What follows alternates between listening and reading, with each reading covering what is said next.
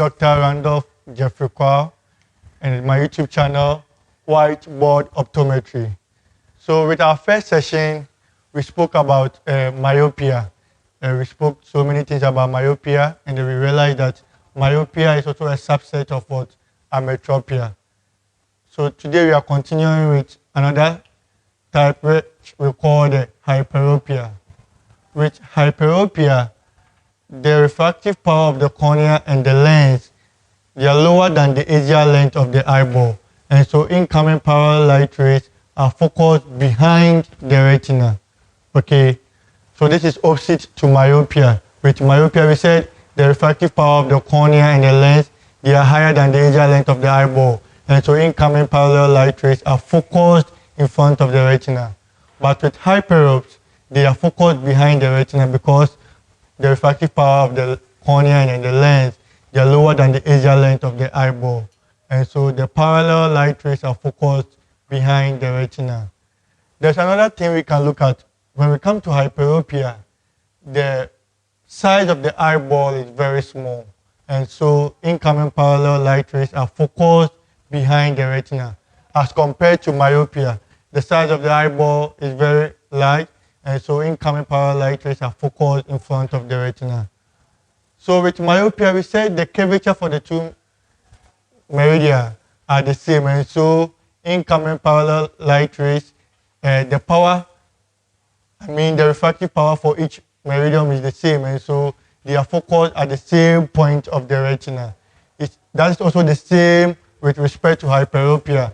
The incoming parallel light ray, the refractive power for the two meridia are the same, and so they are also focused at the same point behind the retina.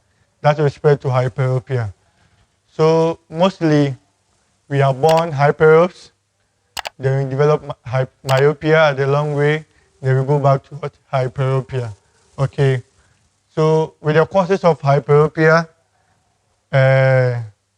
sometimes premature infants, sometimes to the refractive status or the refractive status of the layer of the cornea and then what, and of the lens too can cause someone developing hyperopia. Again, with the management of hyperopia, we have what we call mostly we use converging lenses. Okay, mostly we use converging lenses. So we mostly manage hyperopia with what? Spectacles. And with the spectacles, we use converging lenses where the image converges at a particular point on the retina. Okay, so the images will converge at a particular point on the retina. That's what we call the converging lens.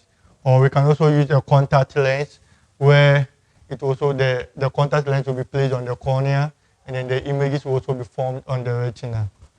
So basically that's all you have to know about hyperopia, the definition, the causes, and the management. With hyperopia, I also want us to know something what we call latent hyperopia, manifest hyperopia,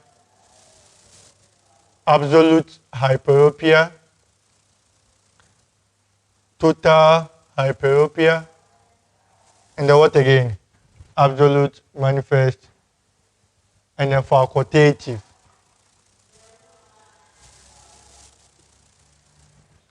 So with this, they all fall under hyperopia, okay? When you read textbooks, they have definitions associated with them. But I just want us to have a simple way of understanding these types, okay? When we say absolute hyperopia, when a patient comes to your facility, and then when you give plus 050 to the patient, and the patient is able to read up to 6.6, that plus 050 you gave to the patient, and then this patient read up to 6.6 is what we call the absolute hyperopia, okay? And then when you give plus 075, and the patient still reads up to 6.6, that's what we call what? The manifest hyperopia. So have know the difference between the absolute and then the manifest. You know, mostly we say with hyperopia, we give the highest plus. Okay, so sometimes you can give the patient plus 050, and then the patient can read 6s. And then you try increasing the power to maybe plus 075 or plus 1, and the patient is still able to read 6s. So the least plus that the patient was able to, was able to read up to 6s is what we call the absolute. And then the highest plus the patient used to read up to 6s is what we call the manifest hyperopia. So with the latent hyperopia, it's mostly the hyperopia that is hidden, and then when we do psychoplegic refraction, this latent hyperopia will reveal itself. So with latent hyperopia, you can only see it when we do psychoplegic refraction. So we now know the difference between the absolute, the manifest, okay? So with the another way we can find the latent, I said we can use the psychoplegic refraction to find out about the latent hyperopia, okay? So to find out about the facultative, so when you have your manifest and when you have your absolute, you can find out about the facultative, because the manifest is equal to what? Absolute plus facultative.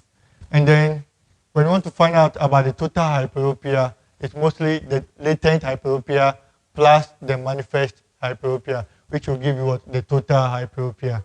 So basically that is all about hyperopia, the definitions, the causes, the management, and then the types, which we have the latent, the manifest, the absolute, the total, and the facultative.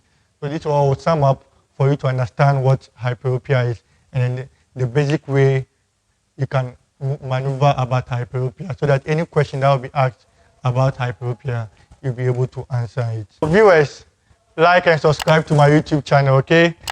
When you always subscribe, anytime I put a new thing on my YouTube channel, you'll be able to see it, and then you listen to it, and then you understand it very clearly, because I'm always going to break it down for you to understand it very clearly, okay? So don't forget to subscribe to my YouTube channel, WhiteBoard Optometry. Like and subscribe.